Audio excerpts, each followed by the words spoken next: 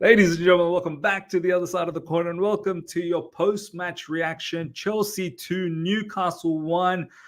What a sensational victory. Honestly, these 3 points, it means a lot. Honestly, we needed to win. It was a must-win game, and Chelsea has gone and won the match as well. They've delivered on the must-win, which is a big factor, man. Big factor. Thank you to Chelsea Football Club for ensuring the weekend finished off for all of us, not just for me, in a fantastic manner. On top of that, Man United lost as well, which we're going to feast on down the track.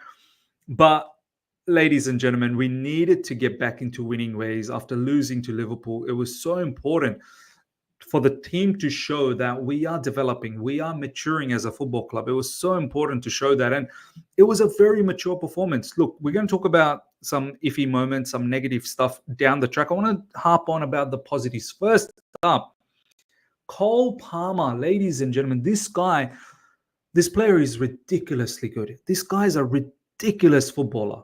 I mean, not only he's world class, what can he do? That pass for the first goal that we scored, that pass from deep, if you guys have missed it, please go and check. It's all over social media. That whipping pass from deep from our half to find Pedro Neto, unbelievable. Even the offside goal prior to the goal that we scored from Cole Palmer was an unbelievable finish from him. And then, of course, in the second half, the way he took his opportunity to score that goal and the winner eventually, for me, he was man of the match, Cole Palmer. And I know there are other performances that have been really, really good, but for me, Cole Palmer, man of the match. That second goal, that winner from Cole Palmer, oh my God, what a finish. This guy, look, world class is not even a question. We don't even need to question that. But in terms of, is he the best in the world right now? I think he is, man. We saw what Yamal did yesterday for Barcelona. And I feel like the conversation is between Yamal and Cole Palmer. And I feel like, Cole Palmer probably pips Yamal right now because Cole Palmer has a little bit more artillery. His shooting is on par. His finishing is on par. His vision in terms of assisting, probably that's where he pips him. Not that Yamal's bad. All of this Saka conversation, look, I'm not going to take anything away from Saka. Saka had a really good game against Liverpool just then. But Saka's probably just a tad below. Cole Palmer, ladies and gentlemen, this guy, we are blessed. We are seriously blessed. Thank you, Manchester City, for all the heartaches that Manchester City gave us with KDB. Cole Palmer, it's good to get one back. What can this guy do, man? This guy, look. And I feel like today's performance, he was able to have a little bit more freedom because of another individual. And I want to talk about this individual right now. Nicholas Jackson as well, ladies and gentlemen. This is the other player that I really want to talk about, on top of another one that I want to talk straight after Nicholas Jackson. Nicholas Jackson had a superb performance. One of my biggest concerns with Nicholas Jackson was that, can Nicholas Jackson carry us to a title challenge down the track? If he can continue performing the way he did today, there'll be no doubts. I need to see consistency like this. The way he was turning players today, every time he received the ball, he turned them. Wow, the first 20 minutes, Nicholas Jackson was untouchable. It was an offside goal for Cole Palmer's first finish. That was Nicholas Jackson with the through ball. And all throughout the game, Nicholas Jackson was a havoc. And then we scored that first goal. Cole Palmer deep pass, Pedro Neto, who I'm going to talk about. That's the next player. Pedro Neto with his pace, blistering pace, and that pinpoint accurate pass for Nicholas Jackson. Nicholas Jackson finishes it. These are probably some of the kinds of goals that Nicholas Jackson was missing last season, even though he scored quite a lot of goals last season. But this season, I feel like maybe he's taken that step forward. But consistency. I don't want to jump the gun as yet. I need to see consistency. He has been scoring goals, Nicholas Jackson, but more than the goals, it's his overall package that I get impressed about. Because when Nkunku comes on, you can see the distinct difference. This is why Nicholas Jackson keeps starting, because he brings all the other facets of the game. Pressing the way Maresca wants him to press, cutting off passing lanes, linking up play, that vision for the pass. Nicholas Jackson's a fine player, man. And I've never said that get rid of him. I've just always sort of doubted, can he take us to the next level? But if he continues that way, no problems. Pedro Neto, ladies and gentlemen, what a top class quality performance from Pedro Neto. Wow. Pedro Neto was a beast. He played on the left. He played on the right. The biggest difference between Pedro Neto and Madueke, and we'll talk about the negatives down the track, and one of the negatives is Madueke, is the final third execution. And Pedro Neto is so assured on the ball. He knows exactly what he needs to do. That assist for Nicholas Jackson was sublime. And then he produced another top quality cross from the right side. And he works off the ball so hard. Pedro Neto, I think now has definitely made the switch to the Premier League. And look, we know he's a Premier League level player. We know what he did against Wolves. I would fully rest him against Newcastle in the Carabao Cup and get someone else playing. Got a lot of players didn't even feature. Sancho didn't feature. Joao Felix didn't feature. Those players, it's up to you now to perform and show what you can bring. So for me, look, Cole Palmer, out of this world. Nicholas Jackson, top class. Pedro Neto, top class. Some other notable performances, especially in the second half. Look, the first half, ladies and gentlemen, it was a bit shaky defensively. Defensively, I did not like Levi Colwill making mistakes that many times. Wesley Fofana as well looked a bit shaky. Malo Gusto, we'll get to that. Stinkers we'll get to later on. Reece James was solid. Reece James probably the other notable performance. Second half, Reece James, even in first half, look, there was a little bit of confusion when the lineup came out. He was the shocker. He was the surprise. He started off as a left back. Maybe I didn't understand it, but maybe that left back is not that bad because it allows him to open up his body and play with his right foot and look for those diagonal passes. Maybe that was a moment of genius. I didn't see it, but this is where Maresca is teaching us football. It's so good to have a gaffer like Maresca. Even the way he talks post-match, the way he's talked about Sanchez, he said, don't point the finger on Sanchez. Sanchez's distribution wasn't that good, but he said, don't point the finger on Sanchez. That's exactly how I want Sanchez to play. The day he stops playing like that, he's not going to be in my team. So don't blame him, blame me. It's not Sanchez's accident. It's my accident. I love the way he talks like that. I love the way how he came pre-match talking about leadership. And Reece James put on a leadership performance, man. He really did. He got the best out of Reece James. Reece James, second half, some of the last-ditch defending that he was doing, we were dead without Reece James. Sensational performance, a leader's performance, a captain's performance. In the second half, Levi Colwill and Wesley Fofana. Kudos to Wesley Fofana, man. He took a knock in the first half and he carried on.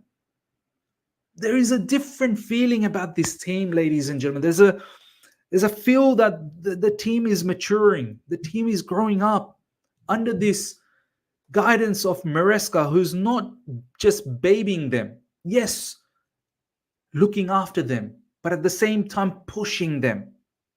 Making sure this is not a Mickey Mouse club. You've got to perform. But at the same time, guiding them as well. Calling them out when they need to be called out so we get the reaction. Romeo Lavia and Moses Caicedo in midfield, fantastic as well. Fantastic. Excellent balance. Robust. Athleticism. Whenever we miss the opportunity, when the opposition go past us, they're quick to recover and get the ball back. First half was a bit iffy. We started the half amazingly on fire, but then Newcastle kind of came back into the match. But in the second half, I think we were in full control. I don't think Newcastle really did much. Yeah, at the end when we were winning 2-1, there was some iffy moments, some scary moments, and the refereeing was pathetic, man. Once again, the referee did everything possible to make sure Newcastle would get a equalizer. Luckily enough, we hung on. Defensively is where we need to improve, and I'm pretty sure we are working on that. We will improve, but I'm very, very ecstatic and happy the kind of performance Levi Colwill, Wesley Fofana, Reece James, they put on in the second half. Cucurella when he came on as well. Enzo Fernandez off the bench looked really good. He got stuck in. Now to some negatives, ladies and gentlemen. Madueke and Malo Gusto weren't good. Madueke, ladies and gentlemen, he frustrated the living daylights out of me, man. He really did.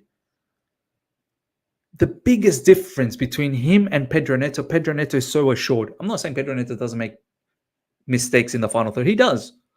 But it's less. It's far more cutthroat. Madueke in the final third, the execution lets him down massively. Someone needs to, and it's crazy to even say this. I'm pretty sure our coaching staff are sitting down with Madueke and showing him the clips, because there is a plethora of clips now available of Madueke not performing to the level that we need him to perform in the final third. There is a good player there. Don't get me wrong. There is a good player there in Madueke. Someone just needs to sit down with him and show him these clips and go, Madueke, you need to make better decisions. Look at some of the players that are on the right side with their left foot, the likes of Saka, the likes of, Yamal and Salah.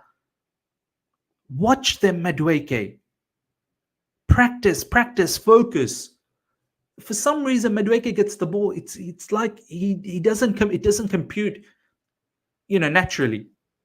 Malo Gusto as well, man. I was a bit surprised that Cucurella didn't start. But I think if Malo Gusto continues to play like this, Malo Gusto, what really shocks me is he actually played on the right side. I thought he'd play on the left side. Malo Gusto actually played on the right side.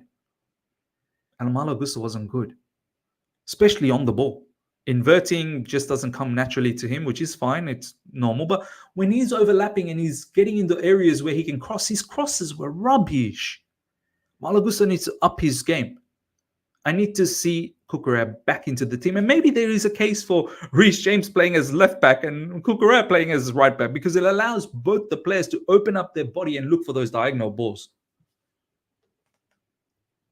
Do you know what I mean? Whenever they receive the ball and they're inverting, maybe it's easier for them to invert and open up their body, look for the diagonal passes. So look, man, I'm so ecstatic, ladies and gentlemen. Nkunku came on.